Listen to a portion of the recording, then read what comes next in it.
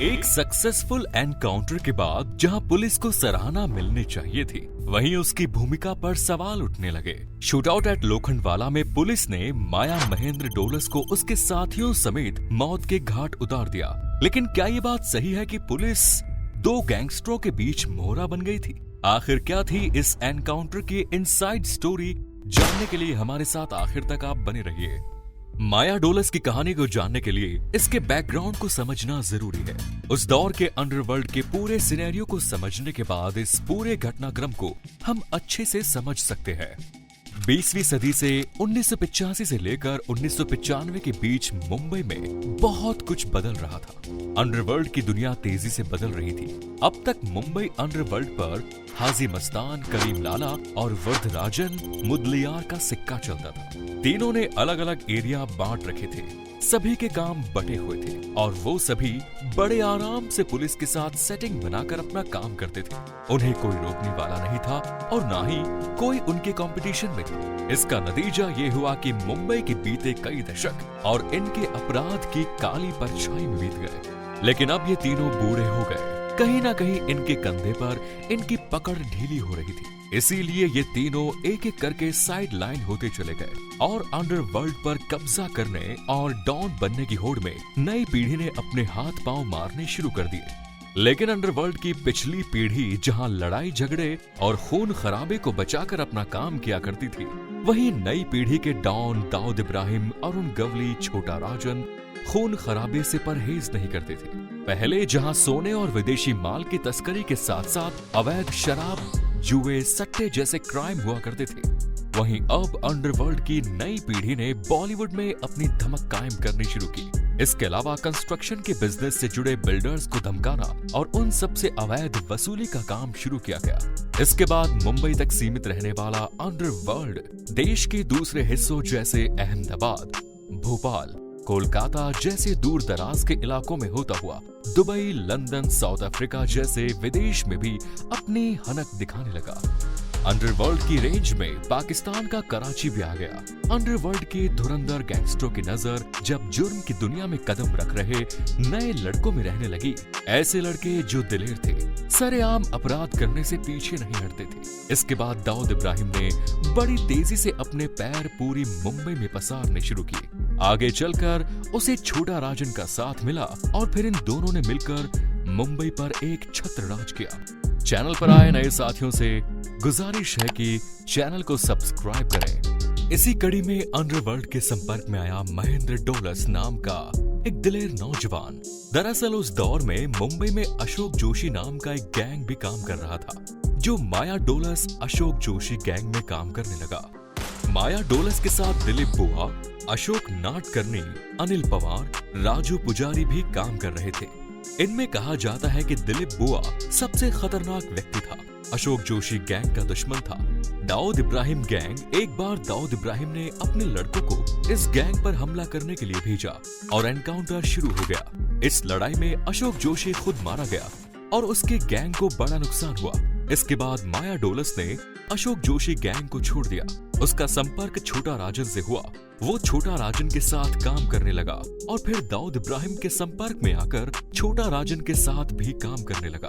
आगे चलकर छोटा राजन और दाऊद के बीच दरार डालने का काम दाऊद के करीबी करने लगे, क्योंकि दाऊद के गैंग में छोटा राजन का कद बहुत बढ़ गया था।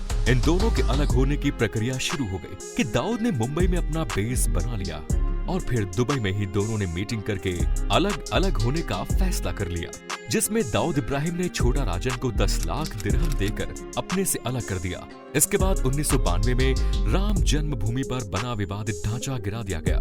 फिर मुंबई में बड़े पैमाने पर दंगे हुए, मुंबई में ब्लास्ट हुआ। यहाँ से छोटा राजन और दाऊद के संबंध खराब हो गए और वो दोनों अलग अलग हो गए। लेकिन ये सब कुछ इतना आसान नहीं था। माया डोलस और उसकी पूरी गैंग छोटा राजन के साथ पूरी वफादारी से लगी थी। अब छोटा राजन और दाऊद इब्राहिम गैंग के बीच झगड़े होने लगे। दोनों एक दूसरे के गैंग को कमजोर करने के लिए एक दूसरे के आदमियों का खून बहाने लगे।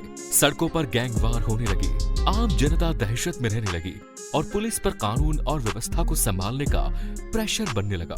इसके बाद पुलिस भी एक्टिव हुई और उसने एक एक करके नामी गैंगस्टर्स और अपराधियों की लिस्ट तैयार की और फिर उनका एनकाउंटर करना शुरू कर दिया। इसी कड़ी में शूट आउट एट लोखंडवाला की पटकथा लिखी जाने लगी। मुंबई की लोखंडवाला इलाके में फिल्म इंडस्ट्री के कई प्रोड्यूसर्स, डायरेक्टर भी रहा करते थे। इस इलाके में एक स्वाति अपार्टमेंट है जिसके फ्लैट नंबर 2 और 3 में अंडरवर्ल्ड के लोग रहा करते थे, जिसमें से एक फ्लैट में माया डोलस और उसके आदमी रहते थे। उसी फ्लैट में दाऊद इब्राहिम के लोग रहा करते थे। माया डोलस ने कुछ बिल्डर्स को एक्सटॉर्शन मनी के लिए धमकाया और उन्हें 16 नवंबर साल 1991 को स्वाति अपार्टमेंट के इसी फ्लैट में बुलाया।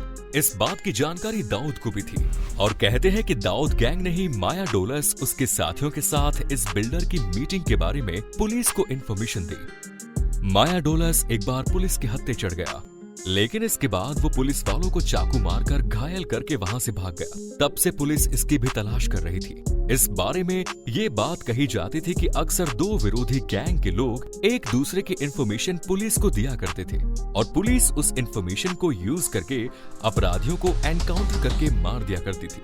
उस वक्त फ्लैट में आया डोलस दिलीप बुआ के साथ 5 लोग और थे। उस वक्त मुंबई पुलिस के अधिकारी ए खान इस ऑपरेशन को लीड कर रहे थे। इनके पास पुलिस के एक मुखबिर की खबर से यही इंफॉर्मेशन आई। एनकाउंटर वाले दिन दोपहर के 12:30 बजे पुलिस टीम ने इस पूरे इलाके को घेर लिया। इनमें एक पुलिस ऑफिसर कवि भी थे जो अपनी टीम के साथ मोर्चा संभाले थे। भागने के तमाम रास्तों पर पुलिस ने मोर्चा बंदी रखी। सभी पुलिस वाले सादा वर्दी में थे। 12:30 बजे ही पुलिस पार्टी स्वाति अपार्टमेंट की तरफ चली और 1:20 पर इंस्पेक्टर कवि अपने असिस्टेंट सब इंस्पेक्टर घारव के साथ पूरी टीम को लेकर स्वाति अपार्टमेंट के फ्लैट नंबर 2 और 3 पर पहुंचते हैं। टारगेट डोर को लॉक किया जाता है तो सामने से जवाब गोली के जरिए मिलता है। इंस्पेक्टर को भी 2 गोलियां लगती है। उनके पीछे सब इंस्पेक्टर मौजूद थे, उन्हें भी गोलियां लगती है। इसके बाद पुलिस की तरफ से फायरिंग शुरू हो जाती है। इंस्पेक्टर कवि बिना बुलेट प्रूफ जैकेट के वहां पहुंच जाते हैं। पुलिस पार्टी को कोई अंदाजा नहीं था कि बदमाशों के पास AK-47 मौजूद है।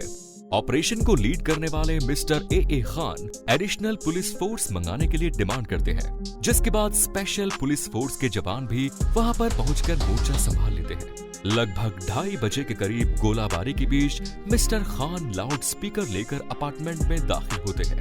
लोगों से घरों के भीतर रहने और दरवाजे खिड़की से दूर रहकर जमीन पर लेटे रहने की एडवाइस करते हैं। इन बदमाशों से सरेंडर की कॉल करते हैं, मगर दूसरी तरफ से पुलिस को 2 गोलियों के जरिए जवाब मिल जाता है। इस बीच मीडिया को खबर मिलती है। अखबारों के कैमरामैन और रिपोर्टर्स पहुंच जाते हैं। साथ ही न्यूज ट्रैक मैगजीन के कैमरामैन वहां पहुंचकर एक सिक्योर प्लेस पर अपना कैमरा फिट करके इस पूरी घटना को रिकॉर्ड करते हैं और डे लाइट का ये लाइव एनकाउंटर कैमरे से शूट होने लगता है। 1:20 पर शुरू हुआ ये एनकाउंटर 4:30 बजे जाकर खत्म हुआ।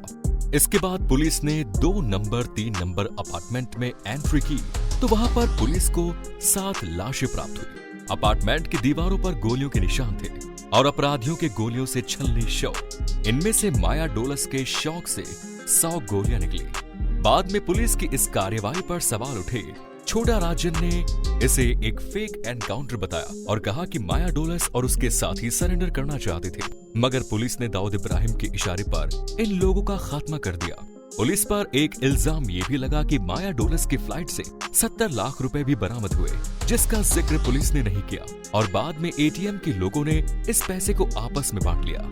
बाद में माया डोलस की मां इस मामले को कोर्ट में लेकर गई। इस पर जो फिल्म बनी उस पर भी रोक लगाने की मांग की गई। छोटा राजन ने कहा कि फिल्म में सही घटनाक्रम नहीं दिखाया गया है। तो दोस्तों, वीडियो को लाइक करके अपने दोस्तों के साथ शेयर करें। आप इस बारे में क्या सोचते हैं कमेंट्स में जरूर बताएं।